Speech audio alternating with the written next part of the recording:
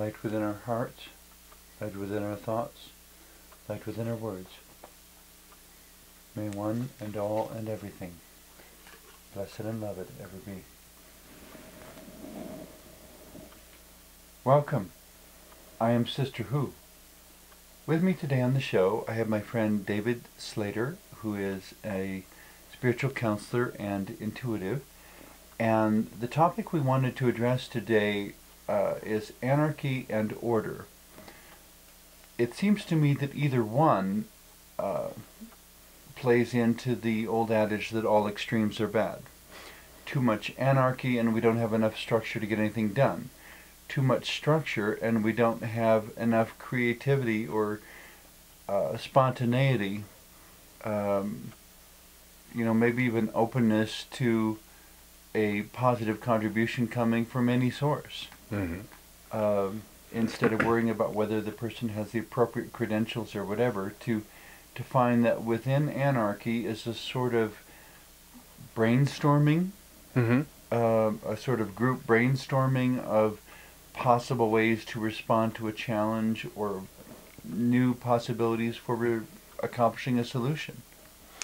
Having a diversity is something that we speak quite a bit about as a people, and yet every time the pendulum swings one way or another, we want to force it back the other direction.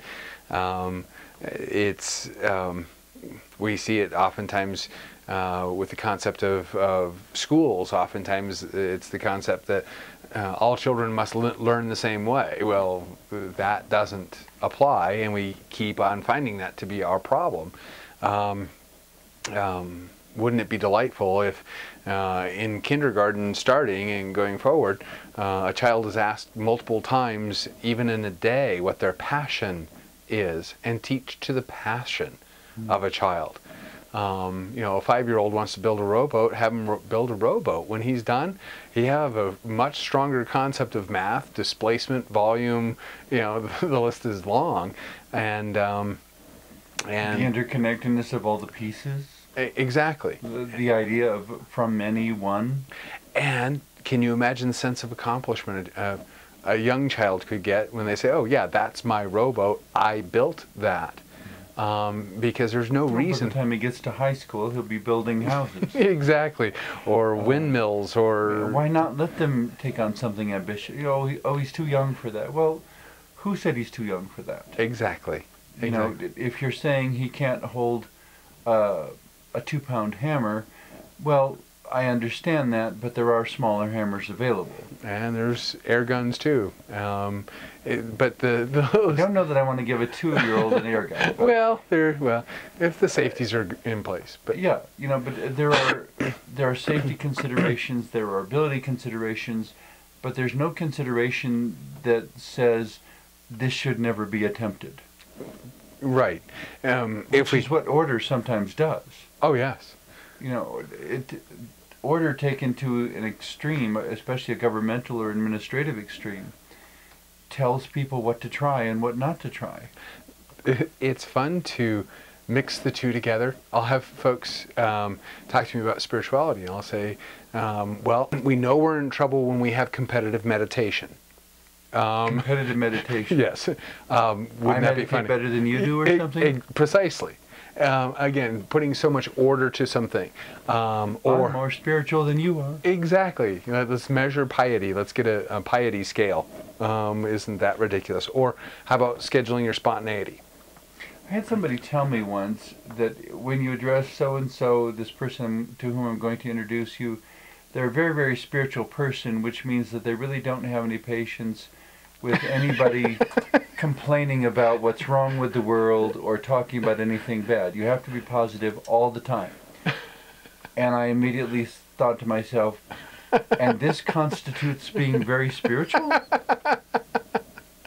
That you can't deal with the difficulties of life? Well, I've had folks say, wow, David, you're being very patient. And I'm like, I don't remember accessing patience. So it inspired thought on the whole thing. Patience is a delightful virtue. Mm-hmm. And the thing is it helps you get past expectation and the measurement of time. Okay. Well, if I'm doing neither, I don't need the patience and I achieve the same thing. Now, and that's not saying patience is bad by any means. But when you can say, okay, I don't know where we're headed, let's see how we get there, and that there is no clock ticking. Most times we try to say that there's a clock ticking, and there actually isn't. We do these false deadlines all the time. It must be done by this I don't amount of remember time. where I first came up with the idea, but when I was a kid, I used to always say, there's 100 ways to do everything. As long as we find one that works, it's okay. Uh-huh. But if a particular method in some way isn't working, then obviously we have to pay attention and notice that. Right. You know, on the flip side, you have Anarchy, where, well, there was an event I was at a number of years ago. It was quite an amazing event, because there were over 200 representatives of this organization together. They never got a group photo because they couldn't get organized enough to get everyone there at one time. And I thought, how difficult can it be to say, everyone meet here at this time, line up in rows, and we'll take a picture. Right. But they never did, because they couldn't get themselves organized enough to do that.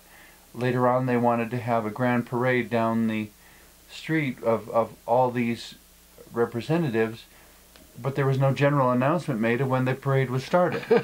So half the people were still standing back in the crowd and had no idea that the parade had already left. The ultimate in herding cats, yes. Uh-huh. Yeah, herding cats. But the disappointment, not really a problem, but a disappointment.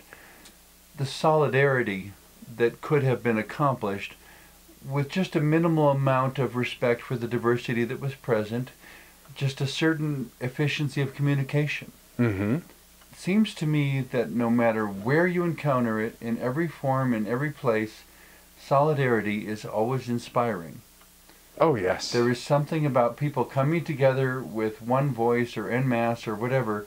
You know, even if they're as different as can be, the fact that they all show up to support a particular cause, you know, even if it's as general as world peace. You know, not even agreeing on how to get there, but just all agreeing that world peace is a good thing. There is something about that solidarity that just makes your heart swell, and you believe in life, and it restores your faith, and it is just so empowering and inspiring and wonderful. If solidarity is that wonderful, why is it so difficult to accomplish? I wonder how much of this has come from the concept of a town square. Okay. I had the delight of working in a health food store in Indiana. And Okay. in a sense, it was a town square. Everyone's coming for the same purpose of healthier food. Mm-hmm. But what I started noticing was, sure, I had the tie-dyed, dreadlocked folks showing up, but I also had the conservative Christians. I had the older folks that were wanting to do less prescriptions. In other words, a very diverse crowd showing up, but People that who are one looking for common natural or homeopathic remedies, and people who wanted something other than traditional medicine. Exactly. And there's a lot of different people who value that. And I believe we're starting to get more towards that. You're starting to see things like conservative Christians getting involved in the green movement. And But you know what would sabotage it? Is if you started talking out in public about the people who patronize that store as, oh, those kind of people. Exactly. Suddenly, numerous people who have been shopping there for years would stop going. And Because they don't want to be one of those people. exactly. Whatever that means. Well, between labels and the concept of balance, this is the thing that has thrown us out of balance. The concept of balance is a belief that the needle is in the middle. Okay. Which it almost never is. Correct. And It's always fluctuating. And how many times when you're building, say, making a cake, do you put the exact amount of eggs as you do flour? No, you're going to have a messed up cake at that point. So you need this much eggs and this much flour to make a cake. And only that much vanilla or salt or Exactly. or seasoning. But for some reason, and when we go into a larger scale, it must be in the middle. Everything's fair. Everything's in the middle. And sometimes there's a lot of discussion these days about masculine and feminine. Well, the idea is that you don't do any one thing masculine or one thing feminine, but you'll do something that may take 70% masculine and 30% feminine, or 70% feminine and 30%. Someone who you combinations of active and passive modalities. Yeah, it's sort of like saying a drill instructor is going to help you get over your cold. No, I think I want the corpsman to help me get over my cold, then the drill instructor help me get over the cold. Well, that's operating the assumption that the drill instructor has no feminine side. Right, or that also presuming that he's going to yell at you to stop having a cold. Again, there's a lot of presumptions. If you yell loud enough, do you think the virus will run away? You have enough vibration. No, just kidding. But again, I love this approach to order and anarchy. Yes, to have that structure to work with, to base on, but knowing that it's never going to follow the plan 100%, that to have the delightful folks involved that'll say, oh, the plan just went to heck, let me take it from here because I can do things on the spur of the moment. Wouldn't it be delightful if a group of people saw each other for their capabilities? And I've actually seen it, I actually participated in it. And to perceive the diversity for its capability. Well, yes. The combination of diversity has way more capability than a totally homogeneous group would. Mm-hmm. My youngest got into Cub Scouts, and this was shortly after Columbine. Mm-hmm. So we wound up with more parent volunteers than we'd ever known before.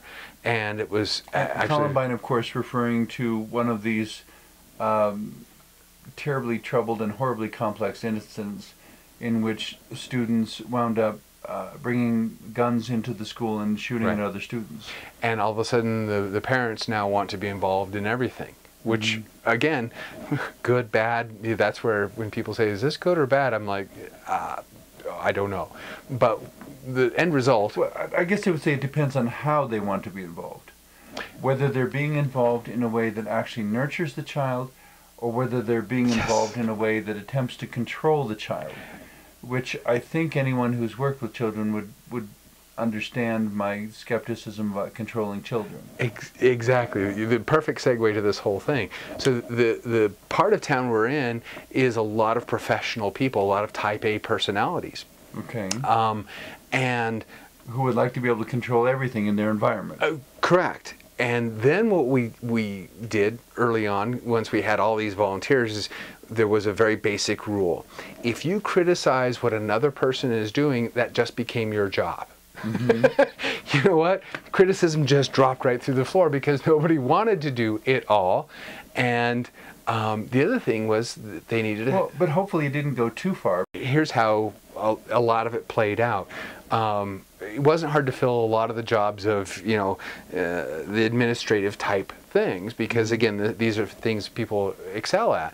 But when it came to the position of Cub Master, that's the guy who stands up in front of everybody and makes a fool out of himself because what he's trying to do is entertain children and get awards done and get word passed and achieve what's on the list. So here's what it turned out to be. And do public relations to all the parents. Exactly, because we had over 100 kids. I would like to say he shouldn't assume he's going to make a fool out of himself, but he should respect the complexity of the undertaking. Yes.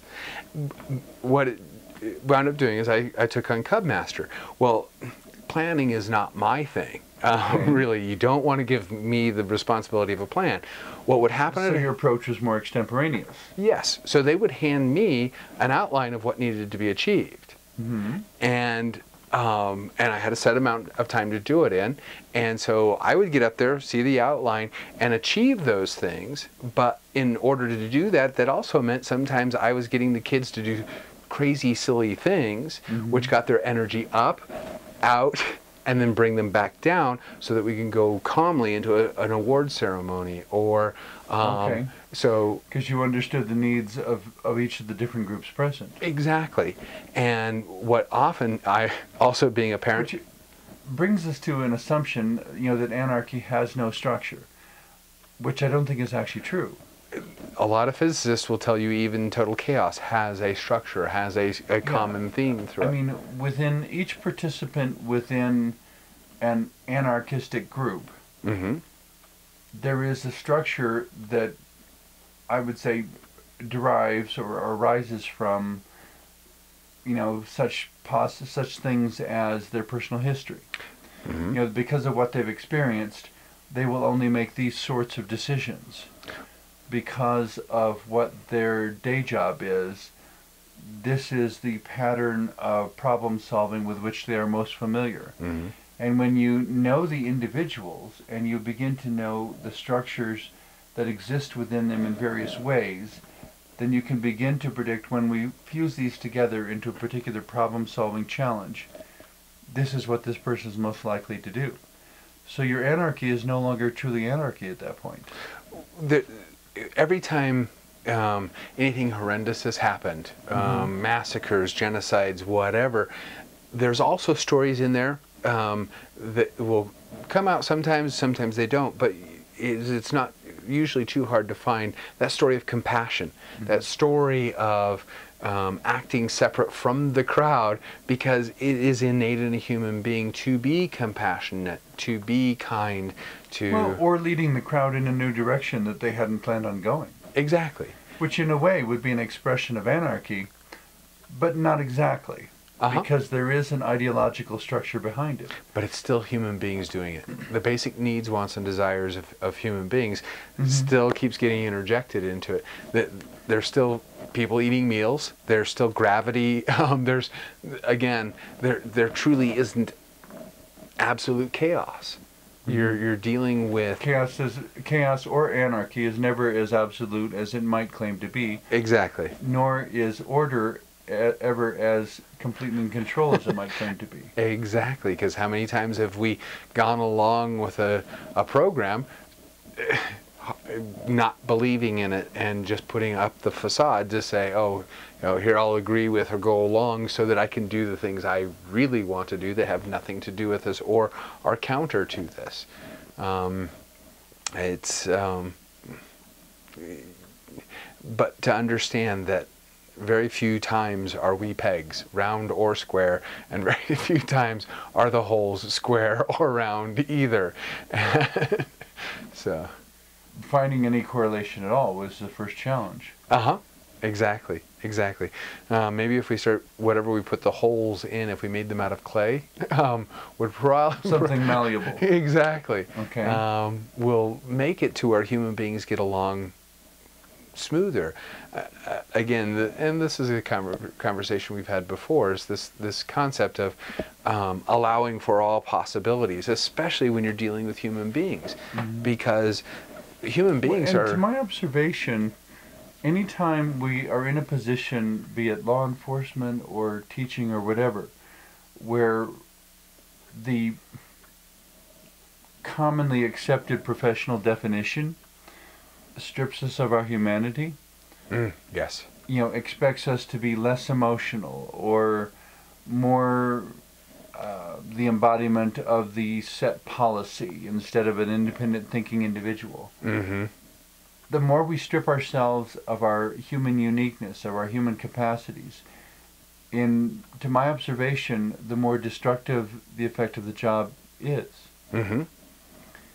If the fireman or policeman or whomever, paramedic, whomever, is able to respect and remember and relate to those emotional states and influences, they will be far more effective in their job than the one who comes in and gets really upset because this person won't quit screaming. Right. Or, you need to sit down and shut up until I tell you to move. And which is essentially taking a cork and trying to put it into their emotional bottle, and it just doesn't work. Somehow that humanness has to be respected and embraced and addressed and supported. And if it's not, things will only get worse. Well, and inversely so, the general public looking at the police officer. This police officer goes through hours, days, weeks even of tedium, and any one thing could be that explosion, but it isn't. But when it happens, you go from all this tedium to extreme drama, or the extreme of the human experience. Well, and in some ways, society has turned law enforcement into a collective emotional garbage can. Oh, yes. I mean, people who work in law enforcement see more violence, more dysfunction, more arguments, more conflict. I suggested to a retired police officer once that there should be X numbers of psychological counseling required for each hour that they are exposed to extreme violence. Because it is not reasonable to expect any human being to see what they see, to go through what they go through, and to come out of it emotionally unscathed. And this almost sounds ridiculous, but at the same time, look at what we're building even in the very basics of the whole thing. There's a small town here in Denver that this municipality is like 15 blocks square. And within the Denver metro area, it's an independent municipality. Exactly. Okay. And so they really have nothing generating revenue, but they have a police force. Okay. And so the police are pulling over everyone who they can on any of the minor infractions. The concept of... Because they have nothing to do, or? To generate revenue. The fines that come from the tickets... So they are not law enforcers, they are the funders of the municipal government. Yes, well, see, that's where it gets interesting. The concept of you don't want people speeding because that's unsafe. But they do want people speeding because that generates revenue. So what are they doing to encourage the infractions? There are so many traffic laws. If you pull out of something and cross a double yellow line which is not unusual for many drivers, that's an infraction.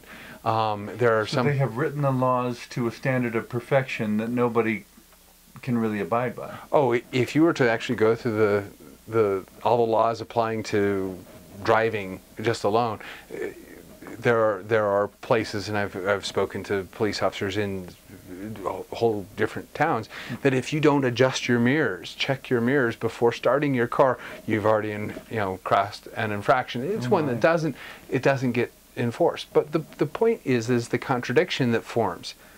They want people to break the law, but again, when you have a system that is set up that depends upon there being infractions. Right, and we've seen it for years. The small town police officer who is looking for the out-of-towners that are going through town too fast.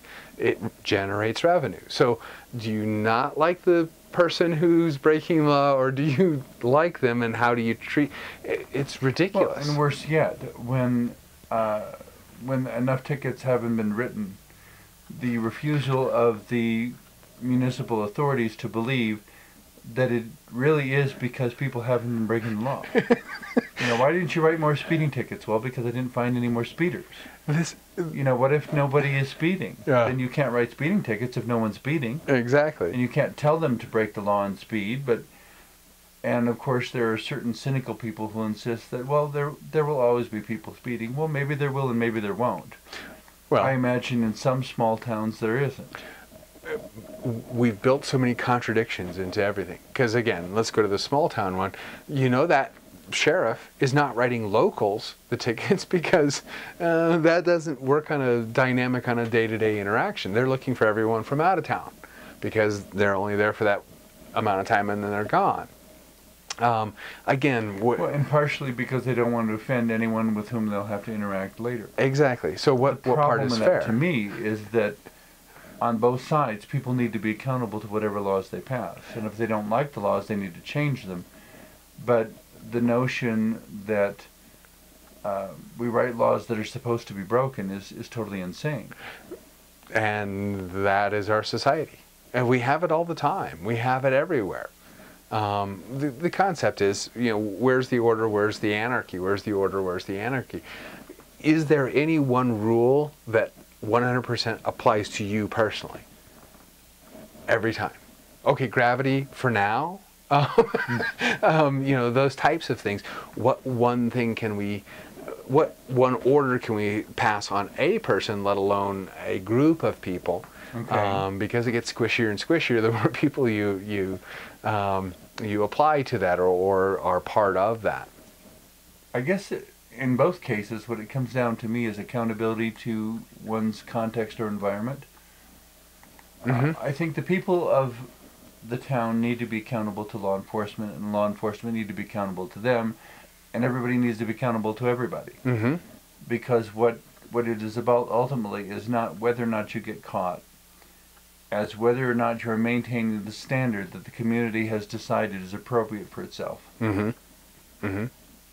Indeed. And hopefully that standard would encompass enough anarchy for original creativity to persist, but enough structure that we don't become like a jellyfish laying on the beach unable to move. Yes. Having absolutely no skeleton to be able to dance at all. Exactly. What would a boneless chicken look like? Probably not much different than the jellyfish. Exactly. Thank you very much for everything you shared today. You bet.